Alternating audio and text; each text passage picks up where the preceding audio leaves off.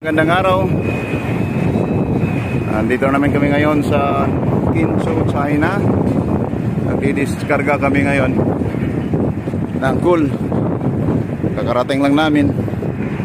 So, ito yung itsura. So, karamihan guys, yung mga video ko ay nasa Puerto lamang dahil sa restriction of COVID-19.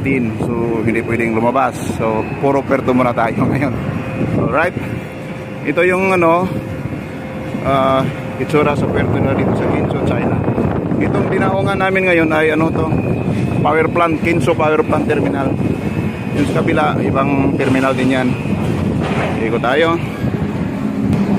Yun. Yan sa unahan na yan. Yan ang container port. Yan sa mga bulk. Daming crane.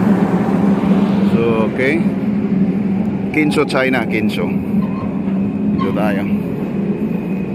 Nagbunkering kami ngayon guys kasi ubos yung bunker namin galing sa Indonesia. So ngayon continue yung discharging namin sa kargamento namin na cool.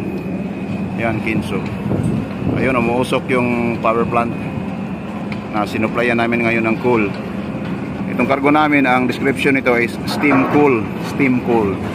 Yun, Kinzhou, China guys. Maulap ngayon dito, maulan. So medyo malamig-lamig. Alright. Thank you guys.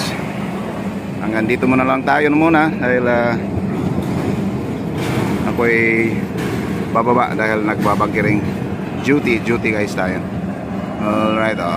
Bababa na yung grab na dumadakot diyan sa cargo hold number 7 ng cool. Ulitin ko, dito kami ngayon sa Kinzhou, China.